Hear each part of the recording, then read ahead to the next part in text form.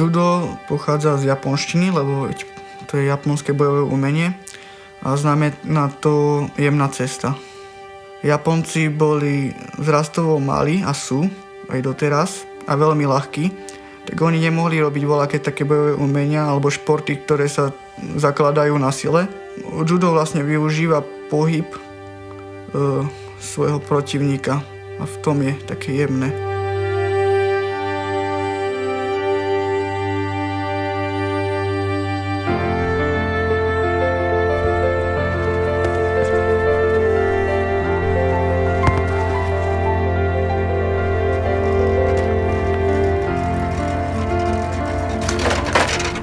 Takže tu bývam. Toto sídlisko sa volá Ciglianska cesta. Nachádzame sa v Prievidzi. Máme tu rôzne deti s dosť veľkými talentmi. Napríklad fotbalistov, aj rôznych iných športovcov.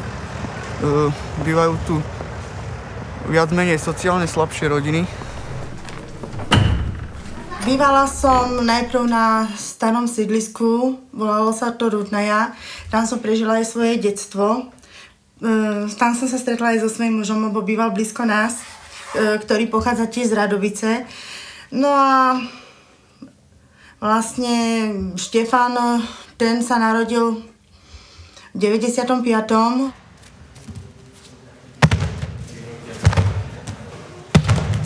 Najprv ma to nebavilo, ale chcel som niečo robiť, tak som začal trénovať a po voľakých tých týždňoch som išiel na prvú súťaž, tam som dostal bitku jak žito. A potom som išiel na ďalšiu súťaž po čase a vyhral som. A zapáčilo sa mi vyhrávanie, tak mi to vydržalo až doteraz a snažím sa vyhrávať. Chcem jednoducho ľuďom ukázať, že aj my Rómovia sme dôležití pre našu krajinu trebárs a že dokážeme robiť veľké veci. A chcem vlastne aj reprezentovať našu krajinu vo svete. Tá plaketa s jednotkou je pre mňa dosť dôležitá z toho dôvodu, že akurát vtedy som vstupoval do staršej vekovej kategórii dorastencov a túto kategóriu som vlastne aj vyhral. To sú poháre, ktoré sme dostali z klubovej súťaže za najkvalitnejšieho pretekára. Tá akreditačná karta v strede, to je karta z Kievu, je dosť dôležitá pre mňa, lebo to bolo prvýkrát, čo som letel lietadlom. Najviac si cením toho panáčika v kimone. To som v podstate prešiel do novej kategórii a bol som tam úplne nový, úplne som išiel na niečo iné. Vlastne tam som to všetko vyhral, všetky tie zápasy a si ma tam všimli aj rôzni iní ľudia a potom sa o mne inak hovorilo, proste si nevšimali moju rasu trebárs, ale všimli si, že to je voľaký Štefan z Prievidze a musíme si na ňo dávať pozor. Štefan k nám prišiel do klubu v roku 2006 a ako každý chalán chcel robiť nejaký šport. Judo sa mu páčilo, tak začal trénovať u nás na Sokole a ako každý iný, takisto aj on začínal na krajských olympiádach a takisto nezačal hneď vyhrávať, začal takisto nejakými prehrami, ale bol veľmi húževnatý, cieľavedomý, rýchlo sa učil a postupne začal napredovať, až teda napokon sa dostal tam, kde sa dostal. Tréner to je vlastne pre mňa ako druhý otec. Veľmi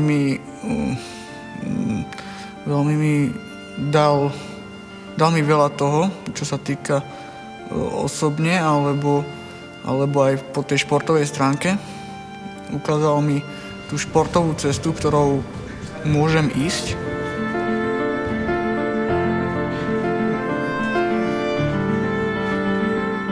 Bol druhým rokom dorastenec, mal aj natrénované, super sa bil, mali na majstrovstvá Slovenska dorastencov, aj juniorov, svojej kategórie, aj vyššej. Praskol si maliček. Išli sme s tým, že skúsime tie majstrovstvá kraja mužov, vyskúšame zápasy, nezraniť sa, odzapasiť to. Som prišiel tam a poradil som najlepšieho mužského reprezentanta do 60 kg vlastne v tej mojej váhovej kategórii a tam tá hala celá jasala a bol to super pocit vidieť, že Niekto na mňa kričí, niekto sa smeje, kričí na mňa. Tam som videl, že má ten potenciál niekde ísť, niekde sa dostať a keď prídem za vami tréner z nejakého vrcholového strediska a povie, že váš zverenec a teda chcel by som ho a či by nešiel k nám, tak to poteší. No. Tak to bolo také vlastné šťastie, nešťastie. Tedy boli prasknutému prstu. To si robili zo mňa srandu, že ten prievický tréner, čo ma voľakedy trénoval, tak si robili zo mňa srandu, že som celkom biely, že som vlečí od trénera. Tak toto je dôkaz, že som není vlečí. Počkaj, bábol. A že som sa aj... Tuto.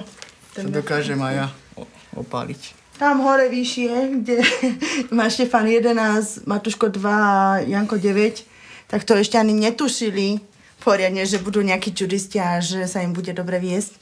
Števo je dobrý chalán, má dobré srdce, trošku bordelár, ale... A tak dobrý kamarát je. Snaží sa. Tiež trénujem ako tuto v Prievidzi v Sokolovni a tréner tiež mi pomohol a hlavne ich mamka.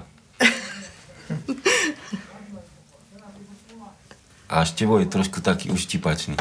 Rád si robí posmiešky. To je pravda.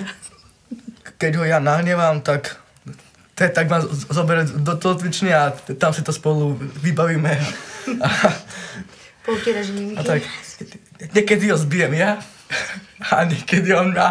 Som rada, lebo ja ako dieťa som si svoje sny nesplnila a on si ich pomalinky plní, takže dúfam, že si ich splní a ja ako matka budem pri ňom stať a snažiť sa ho podporovať aj so slovami. Sice aj keď troška na ňo nadávam a hento, ale ide to. Chcel by som mať tiež tehličky ako on. Veľké svaly mať tak ako on. A byť múdry ako on. Akurát sa chystám do školy. Idem sa pobaliť, lebo zajtra nebudem na to moc času. Idem prichystať veci, lebo na celý týždeň. Voľaké pekný vonka.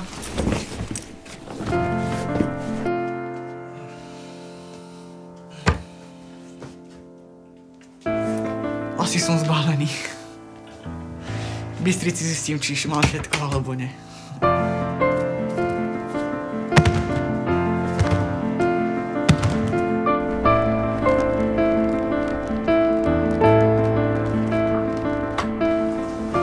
Skúsme zapojiť jednoduché hradlo, čiže musíme priviesť tam jeden vypínač.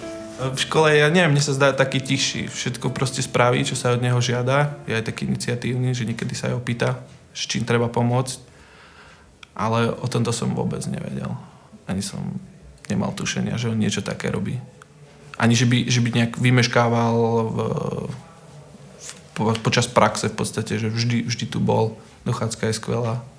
A sám sa nepochválil, takže nemal som ani tušenie. Inak ho brať nebudem určite. Ale zistím si viac o jeho výsledkoch. Mohol by sa aj sám pochváliť.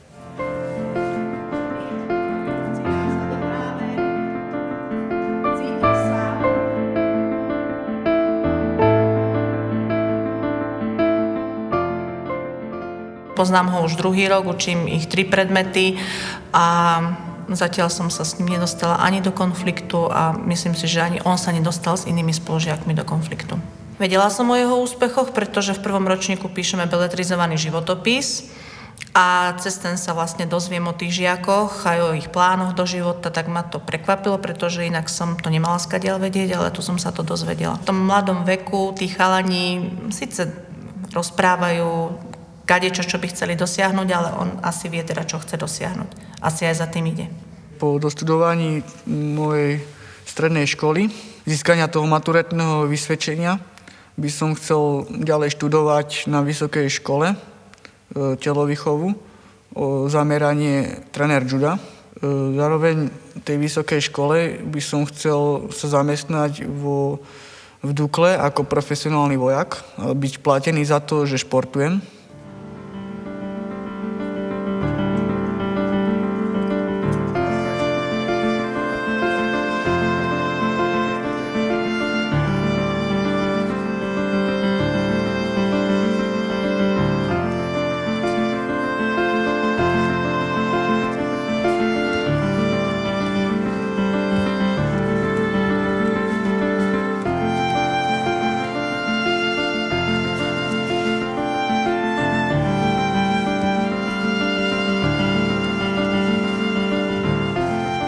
Štefan je u nás už druhý rok a ja som si ho všimol na jednej krajskej súťaži, kde sa mi páčilo, ako bojoval.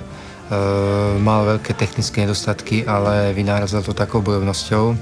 A keď som sa rozprával s jeho trénerom, že je taký húževnatý, snaží sa odmakať každý tréning, tak som mu ponúkol, či by nechcel prísť k nám do strediska. Tak zatiaľ, čo ho poznám, tak je veľmi skromný a naozaj taký veľmi slušný.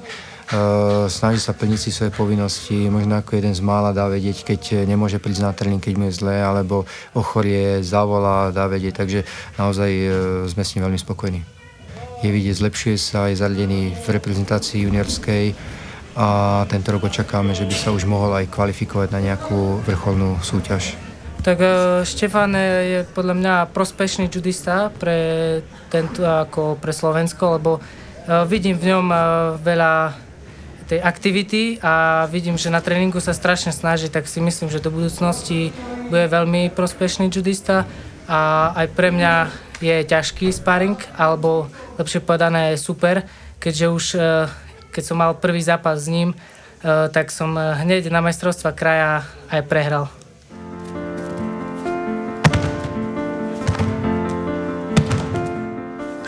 Nechýba málo k smrti. Tú tvoju ksenu ti hneď za...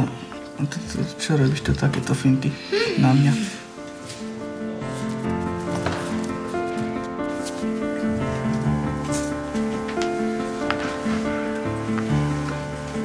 Pred neviem koľkými rokmi to bolo. Som bol na turnaji a tam som celý zápas vlastne viedol nad chalanom z Michaloviec, na ktorým som ešte v živote nevyhral. Vyhrával som nad ním celý zápas a posledné 2 sekundy do konca ma hodil ten chalan a vyhral on. Zobral som si z toho ponaučenie, že ten zápas končí až tedy, keď rozhodca povie, že musím sa byť až do konca. Musím dávať pozor.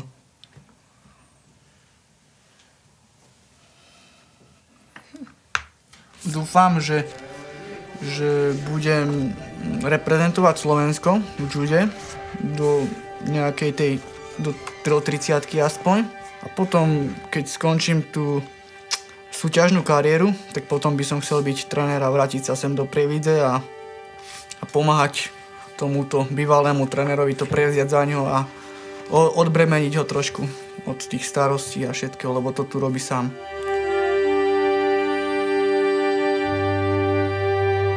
Judo pre mňa znamená v podstate môj život, lebo pre ňo žijem.